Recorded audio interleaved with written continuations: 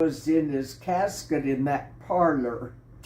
And I can remember I was trying to crawl up to see what everybody was looking at, because Mama was crying, and I suppose Aunt Alta was crying too, but at that tender age, and they must have told me that I would get the casket dirty.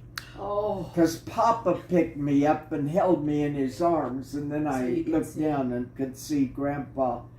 And I always remember him laying in his casket, and I went away thinking that casket was full of grease, because they said your hands will get it greasy. Oh. Isn't that funny? Well, Yes. Mom, how old was Grandpa Walker when he died? 73. Oh. Wow. And was- Grandpa Grandpa Roy Walker was 60. was born in 65, I think. You can go to the cemetery. You check it out. And I think Grandma Walker was born in 60. She was about 4 years younger. Okay. And they were We know married those things. were married on New Year's Day Oh, what? in Who has it? I think Well- has it. You have the. Oh. they celebrated their Mama and Aunt Alta put on a big spread for Grandma and Grandpa's 50th wedding anniversary, which was in 1929. So that would mean they were married, what? 50 from 29 is what? 79. 79, wouldn't it be? Well, it would, No. You go up to Anyway, Mhm. It would the be 80. 1929 was her 50th, and Mama and Aunt Alta Actually, 81. put on a sit-down dinner Huh. for 200 people Oh, my in the goodness. Hartline school. Back then they had a huge lunchroom. Right. And Mama and Papa, I don't know how many chickens, Mama, I'm telling this from Wow. hearing her tell it, that she butchered, and they I don't know if they roasted them or what they did. But, and Aunt Alta, I forget how many angel food cakes she made. Oh my Because goodness. Oh, that was angel her food specialty. cakes were her specialty. Yeah. Yeah. And they were wonderful. With a And pink frosting. yeah, cake frosting. Yes. And what? she, anyway, it must have been 30 or 40. It was enough to feed 200 people. Oh. my goodness. Can you imagine? And that took place in 29. The next year, Grandpa Walker is killed in 1930 in January sometime. Mm. I can't tell you the exact. And then how long did Grandma live after that? What? Ask her, Judy. Oh, Grandma Walker lived to be 86. She, Okay. well, really 87. She died October 1st or 2nd, and her birthday was October 7th. So she'd have turned 87 about 4 or 5 days after she died. So we are curious about what land when they came out to Hartline, did they have it? They must have had enough money to buy some land. I've got, and I should make copies and give it to you, that Mama wrote. You know, the first time they came out was about 1901 or 2. We have that whole interview. We have it all typed up. So we have stories. Yeah, of and they settled up north, but they really didn't farm. Grandpa ran a threshing machine. That's probably what destroyed his hearing. And the girls, of course, Aunt Murdy was already married and she stayed in Iowa, but there was Gertrude, Nettie, Gertrude, Mama, and Aunt Alta. And they were so homesick for Iowa that Grandpa said, if you work hard, and I think they were out here maybe just about a year, and they went back to Iowa. You see, the doctor had told Grandpa that he had to get to a drier climate because he would get, they called it consumption, that was probably close to pneumonia, every year. And he did feel better out here. Well, of course, then they went back to Iowa, and they were only there a year, and they decided they wanted to come back west. Well, Grandma Walker's brothers were out in Wilson Creek, George McAnally and I can't think of the other one's name, because he went back, Jesse McAnally. Well, anyway, they settled in Wilson Creek. And I think Grandpa only ran the threshing machine. They didn't farm down in Wilson Creek to make the living. But then this place, the home place where Russell is, came up for sale, and they were able, what it was selling for, I never did hear. I suppose if you went to the Grant County Archives, you could find out. And there were 3/4 of land that went with it, which is not quite a section. There was, we call it the west quarter and the quarter that the house sets on, and then the south quarter. And that's where they bought that. But in the meantime, there was a house that was about right across from the Willis place in that low part, and I guess they lived there for about a year before they moved into the farmhouse. And Where was that? Where well, was it in town? It would be east, and it'd be right down in the draw. I sort of remember a well being there in my day, but otherwise, and they lived there a few months before they moved into the farmhouse.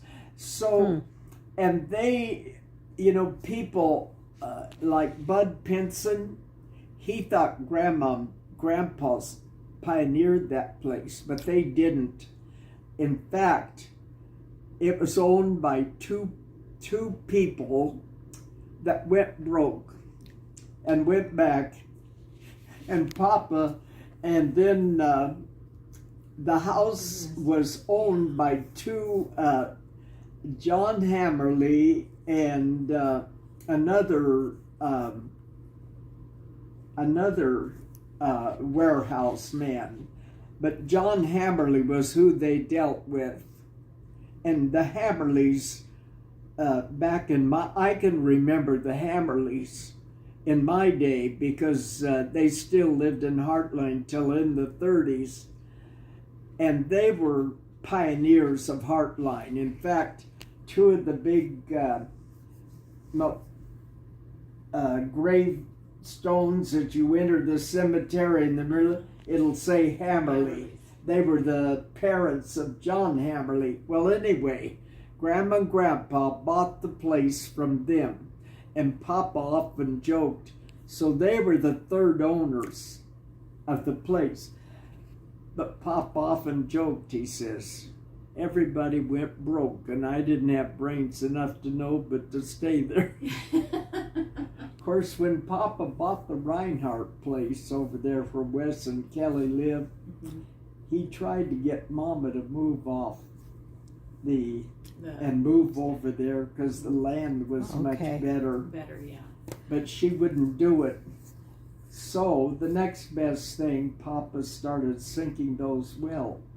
He sunk Which that well and was started The best thing irrigating. he ever did. That's what caused them to survive. Hmm. That's another story. Wow. Oh. That's the story of the Siegs. Okay. Okay, so I'm wondering about the musical talent. Do you remember Grandma or Grandpa Walker being musical? And why they brought the organ out and all that stuff? I don't remember, but Mama was very musical. Yes. From the time, because she played the pump organ when she was only about 11 or 12 in church. And then, of course, Aunt Alta followed She was very, with music. yeah, she played from And here. then when Mama was, and Mama, they tell me, I didn't know this because Mama never did tell me, but there was a funeral one time that Luella and Dorothy and I sang at. And I found out that both Mama and Aunt Gertie had lovely singing voices. Hmm. I guess Mama's was the high voice, and they sang duets together. And then, of course, Reva had a beautiful soprano Oh, she voice. did. Mm-mm. And then Dorothy's sister Dorothy. I always loved to hear my sister Dorothy sing. She didn't have the big voice that Reva did, but Dorothy had a beautiful timbre and so natural. It just flowed. Mm. And I'll never forget when Dorothy was dying of cancer. And she had two songs that she sang that we all loved to hear her sing. And one was The Holy City, Last Night I Went. And the other was The Stranger of Galilee. And we were over at Bill and Dorothy's for Christmas. And I think it was the last Christmas that Dorothy spent with us before she died. And Ralph, of course, he could play the piano in any kind of key or anything. And Mama said, Dorothy, do you feel like singing The Stranger of Galilee? And I almost get tears.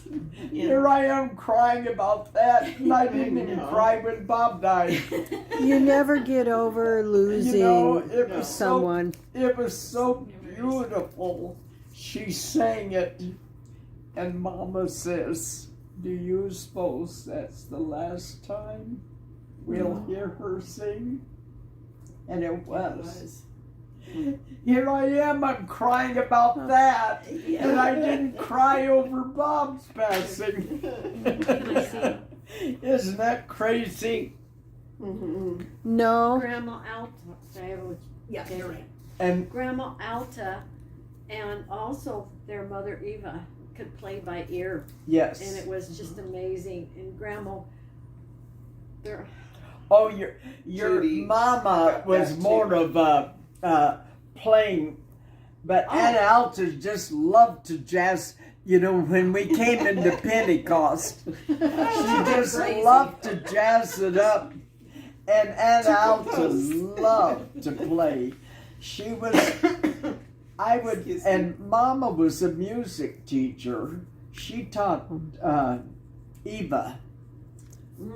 And of course, Eva had that natural talent, yes, but she took music lessons from Mom that taught her the what shall we say?